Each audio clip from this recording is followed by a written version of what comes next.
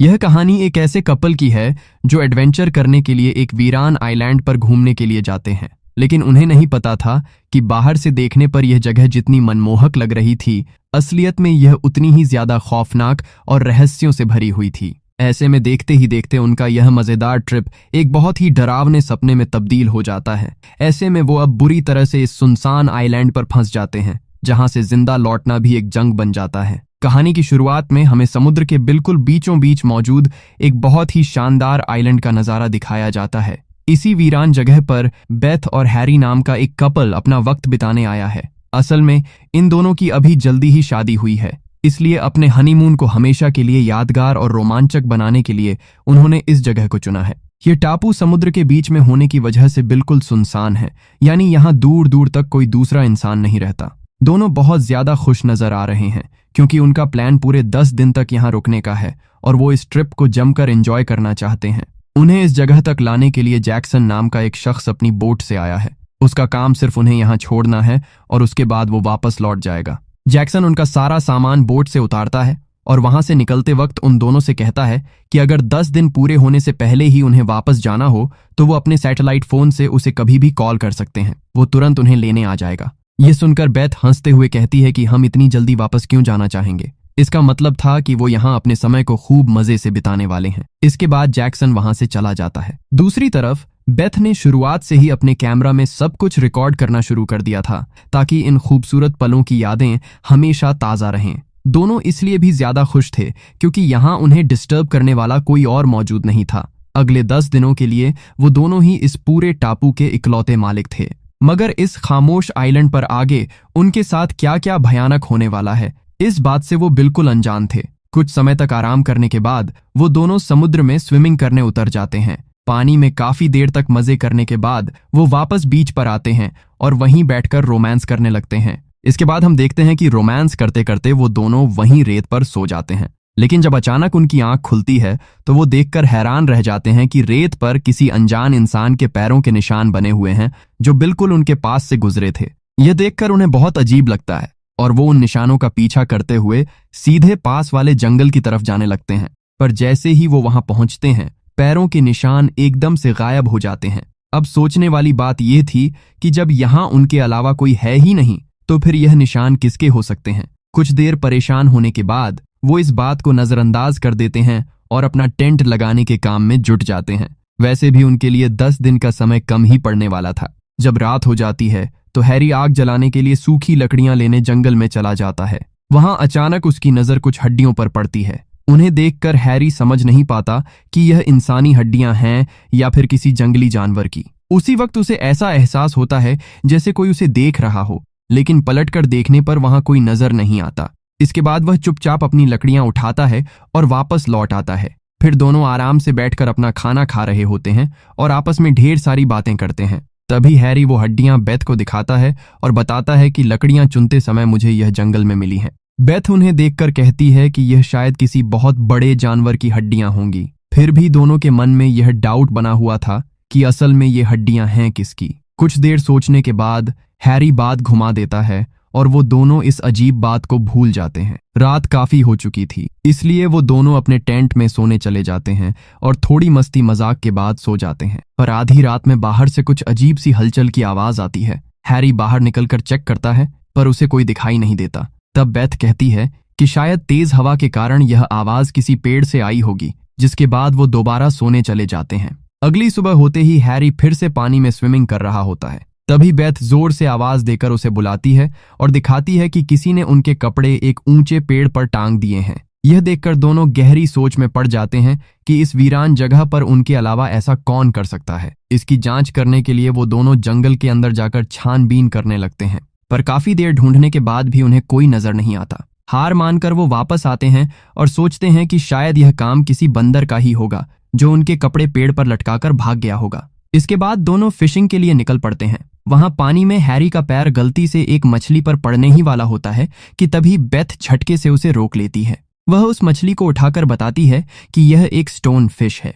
इसके कांटे इतने जहरीले होते हैं कि अगर गलती से भी पैर इस पर पड़ जाता तो सिर्फ 30 मिनट के अंदर काम तमाम हो सकता था, और इसके बारे में मैंने एक किताब में पढ़ा था। इसके बाद वो दोनों बहुत सेफली अपनी फिशिंग करते हैं और फिर थोड़ी देर स्विमिंग भी करते हैं। पानी से बाहर आने पर अचानक उनके कानों में जंगल की तरफ से किसी के रोने की दर्दनाक आवाज पड़ती है। इस आवाज का पीछा करते हुए वो दोनों जंगल के अंदर जाने लगते हैं। कुछ आगे बढ़ने पर उन्हें वहां एक छोटा सा घर नजर आता है जो काफी पुराना और टूटा फूटा लग रहा था। यह देखकर उन्हें बहुत अजीब लगता है कि इतने सुनसान इलाके में किसी का घर कैसे हो सकता है। रहस्य जानने के लिए वो हिम्मत करके अंदर जाते हैं और देखते हैं कि वहां एक पुराना बिस्तर और कुछ सामान रखा हुआ था। सारी चीजें बहुत पुरानी लग रही थीं। डरावने माहौल को देखकर बेथ तो बाहर निकल आती है, लेकिन हैरी घर के और अंदर जाकर चेक करता है। वहां उसे एक और छोटा सा कमरा दिखता है। उसकी दीवार पर एक अजीब सी पेंटिंग बनी हुई थी जिसमें एक लड़की हाथ में भाला पकड़े किसी आदमी की जान ले रही थी। हैरी को यह सब काफी अजीब लगता है। तभी बाहर से बेथ उसे बुलाने लगती है तो वो बाहर चला आता है। बाहर आने पर बेथ उसे दिखाती है कि वहां किसी को दफनाया गया है। उस कब्र के ऊपर लकड़ी का एक क्रॉस लगा हुआ था जिस पर साफ अक्षरों में कॉरल नाम लिखा हुआ था। दोनों यह सब देखकर सोच में पड़ जाते हैं कि यह कॉरल नाम की लड़की कौन हो सकती है और वह इतने सुनसान आइलैंड पर पहुंची भी कैसे होगी।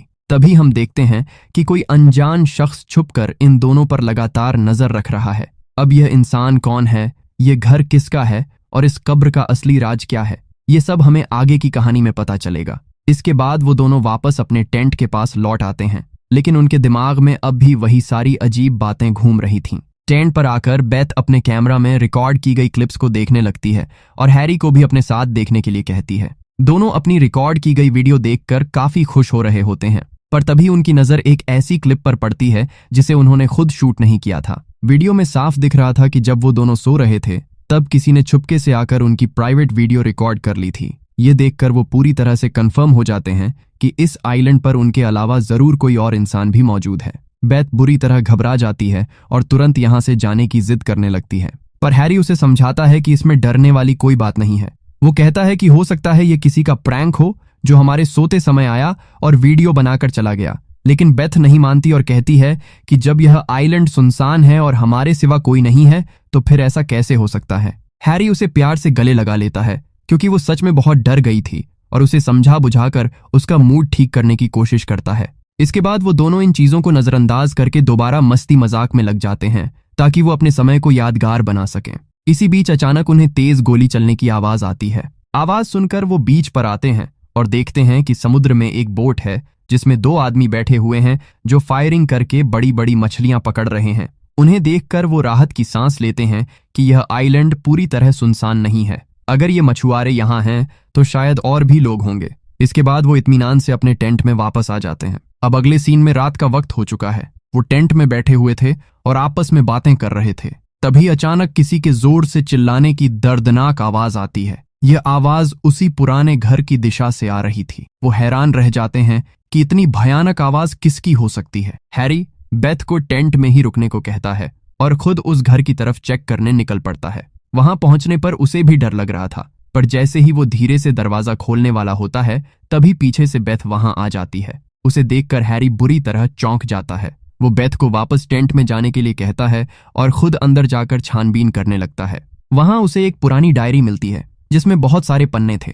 वो कुछ पढ़ने की कोशिश ही कर रहा था कि बाहर से बेथ उसे जोर जोर से बुलाने लगती है। उसकी आवाज सुनकर वो फौरन बाहर आता है। बाहर आकर वो देखते हैं कि उस लड़की की कब्र पर जो लकड़ी का क्रॉस पहले नीचे गिरा हुआ था वो अब बिल्कुल सीधा खड़ा कर दिया गया था। ये देखकर दोनों हैरान रह जाते हैं कि यह सब अब किसने किया है। काफी सोचने के बाद वो मान लेते हैं कि शायद उन दो बोट वालों ने ही यहाँ आकर ऐसा किया होगा। इसके बाद वो वापस टेंट के पास लौटते हैं और बाहर ही आग जलाकर सो जाते हैं। अगले दिन सुबह जागते ही वो देखते हैं कि किसी ने उनके टेंट के आसपास बहुत सारे सी क्यूकम्बर्स लटका दिए थे जो देखने में बहुत ही अजीब और घिनौने लग रहे थे।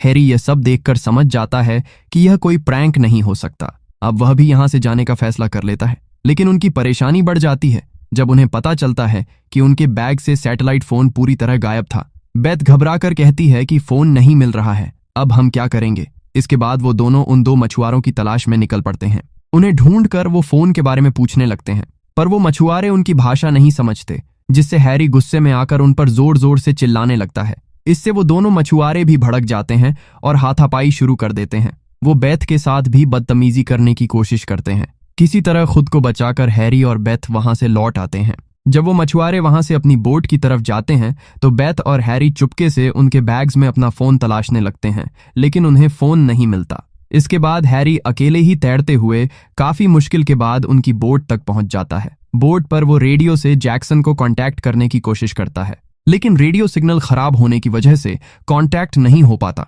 फिर हैरी बोट पर रखी बाकी चीजें देखने लगता है। तभी अचानक पीछे से एक आदमी आता है और उसे जोर से मारकर बेहोश कर देता है। इसके बाद वो उसे बेहोशी की हालत में बीच पर ले आता है। रात के समय दिखाया जाता है कि उन दोनों आदमियों ने बेथ और हैरी को एक पेड़ से मजबूती से बांध दिया है। उनमें से एक आदमी बेथ के करीब आकर उसके साथ बदतमीजी करना शुरू कर देता है।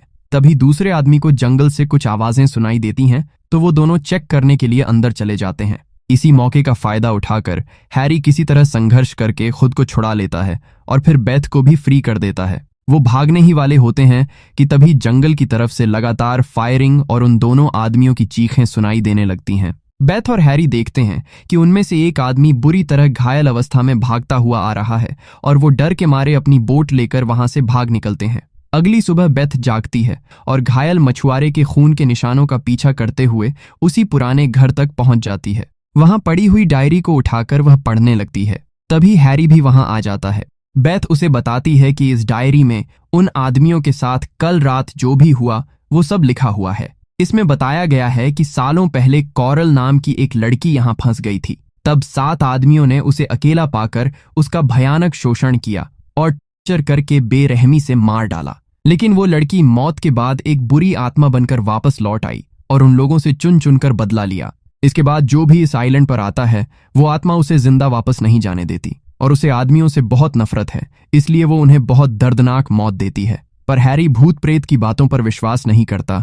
वो इस डायरी को बकवास बताता है और गुस्से में वहां से चला जाता है। पर बेथ डायरी की बातों पर यकीन करने लगी थी। वो कुछ सीपियां इकट्ठा करके कॉरल की कब्र को सजाने लगती है। इसी बीच उसे घर के अंदर से किसी के रोने की आवाज आती है, तो वह चेक करने के लिए अंदर जाने लगती है। वहीं दूसरी तरफ हैरी बीच पर अकेला बैठा गाने सुन रहा था। तभी उसे महसूस होता है जैसे पीछे कोई खड़ा है। वो मुड़कर देखता है पर वहां कोई नहीं होता। रात में बेथ हैरी से कहती है कि घर में सचमुच कॉरल की आत्मा है, पर हैरी अभी भी यकीन नहीं कर रहा था। वो कहता है कि अगर कॉरल की आत्मा इनोसेंट लोगों को मार देती है तो हम दोनों अभी तक जिंदा कैसे हैं। इस बात पर दोनों में बहस होती है और फिर वो सो जाते हैं। आधी रात में हैरी भयानक सपना देखकर अचानक उठ बैठता है। उसकी हरकत से बेथ भी जाग जाती है। वो टॉर्च जलाकर बाहर देखते हैं तो वहां पर 2 नई कब्रें बनी हुई थीं। ये देखकर वो बुरी तरह खौफजदा हो जाते हैं। अगली सुबह वो बीच पर बैठे थे और बेथ डर के मारे रो रही थी। सैटेलाइट फोन गायब होने की वजह से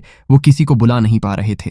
तभी उन्हें आसमान में एक प्लेन उड़ता दिखाई देता है। वो जल्दी जल्दी लकड़ियां इकट्ठा करके आग जलाने की कोशिश करने लगते हैं ताकि गुजरते हुए प्लेन्स को उनके होने का सिग्नल मिल सके। इसी दौरान हैरी को सैटेलाइट फोन की रिंग सुनाई देती है। वो आवाज का पीछा करते हुए उसी पुराने घर के अंदर पहुंच जाता है। वहां फोन को जमीन पर पड़ा देखकर वो हैरान हो जाता है कि यह यहां कैसे आया। जब वो फोन रिसीव करता है तो उसे कॉल से भयानक आवाजें सुनाई देने लगती हैं।